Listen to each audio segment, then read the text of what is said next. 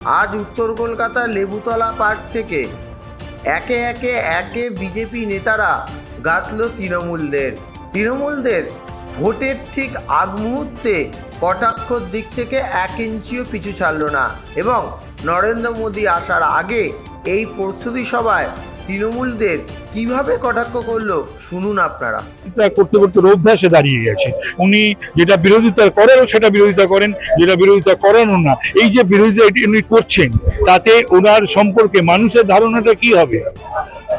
উনি তো সততার মূর্ত প্রতীক, এটা তো সবার আগে ওনার সাপোর্ট করা উচিত। উনি কেন এটার বিরোধিতা করছে?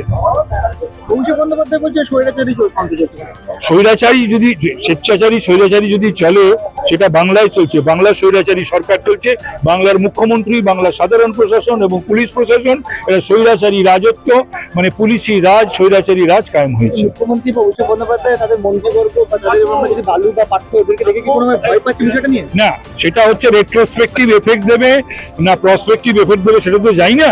সেটা দেখতে হবে যে এটা তো প্রথম কথা দুটো হাউসে পাস হবে, পাস হওয়ার পর অ্যাসেন্টে যাবে, অ্যাসেন্টের পর সেটা রেট্রোস্পেক্টিভ এফেক্ট হবে না প্রসপেক্টিভ এফেক্ট হবে সেটা তো আমি এখনো জানি না। আমি বিলটা দেখেও নি, পড়িও নি, সেটা দেখা যাবে। আমরা ইতিমধ্যে বা 2-1 দিনের মধ্যে আমরা জেনে যাবো। বাবার নাম দয়া করে ভুয়ো ভোটার তালিকা, সেই তো এইরকম ধরনের ব্রাত্য বসুর বাবার নাম, স্বর্গত শ্রদ্ধেয় বিষ্ণুদের নাম রয়েছে, এরকম বহু মানুষের নাম। প্রথম তো অস্তিত্ব নেই, ওই ঠিকানা নেই, ওই মানুষের অস্তিত্ব নেই, তারপরে মৃত মানুষ, তারপরে অনুপ্রবেশকারী। এদের প্রতি এত সদয় কেন বাংলা তৃণমূল কংগ্রেস এবং মমতা বন্দ্যোপাধ্যায়? এত উজ্জ্বল ওনার ভাবমূর্তি এবং এত কাজ করেছেন উনি, উন্নয়ন রাস্তায় দাঁড়িয়ে রয়েছে, তারপরে তো মানুষ ওকে গিয়ে ভোট দেবে। তাতে ওনার এই SIR হলে, যেটার দাবি ওনার ছিল 2005-এর 4 আগস্ট ভারতবর্ষের পার্লামেন্টে, তো সেটাতে ওনার আপত্তিটা কিসের? এতেই বোঝা যায় যে ভুতুরে ভোট, অনুপ্রবেশকারী, রোহিঙ্গা বাংলাদেশি মুসলমান এবং হচ্ছে মৃত ভোটার, এরা ছাড়া হয়তো তৃণমূল বা মমতা ব্যানার্জি আগামী দিনে ক্ষমতায় আসতে পারবেন না। আপনারা বসুন। স্বাধীনতা দিবস কদিন আগে হয়ে গিয়েছে। এই 79 বছরের ভারতবর্ষের ইতিহাসে কেউ এত বড় সিদ্ধান্ত নিতে পারে, প্রধানমন্ত্রী থেকে শুরু করে যে কোনো মন্ত্রী। আইনের ঊর্ধ্বে আর কেউ নেই। 31তম দিন হলেই মন্ত্রিত্ব থেকে তার নাম বাতিল।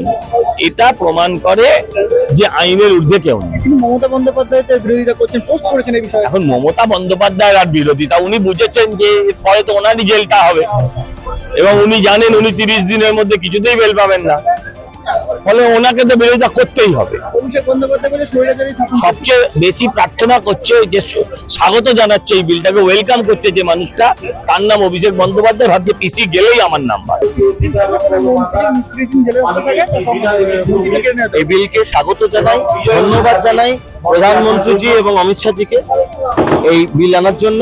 এবং শুধু তাই নয়, যারা দুর্নীতিগ্রস্ত মানুষ তারা এই বিল নিয়ে ভয় পেতে পারে, আর যারা স্বচ্ছ রাজনীতি করে, ভদ্রলোকের রাজনীতি করে, যারা দুর্নীতিগ্রস্ত নয়, তারা এই বিলকে সবসময় স্বাগত জানাবে। আমরা ভারতীয় জনতা পার্টির পক্ষ থেকে এবং পশ্চিমবঙ্গের আপামর জনতার তরফ থেকে এই বিলকে স্বাগত জানাই।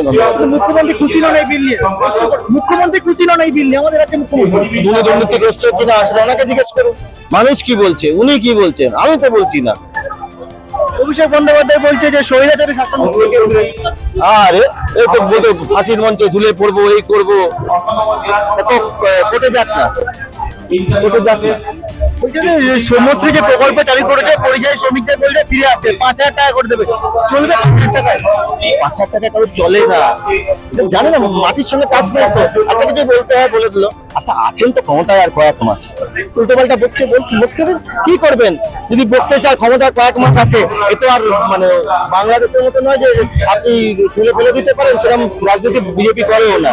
আমরা গণতান্ত্রিক পদ্ধতিতে ওনাকে হারিয়ে বিদায় দিয়ে তারপরে সেখানে প্রসঙ্গের মাঝখানে ব্রাত্য বসুর বাবার নাম ভুয়ো লিস্টে। কি মন্তব্য করব? মন্তব্য কি করবো আমি বুঝতে পারছি না। ঠিক আছে, এবার কথা হচ্ছে এই যে এসআইআর নিয়ে মমতা বন্দ্যোপাধ্যায়ের এত অসুবিধা কেন? রিগিং এবং এ করতে পারছেন না সেই জন্য।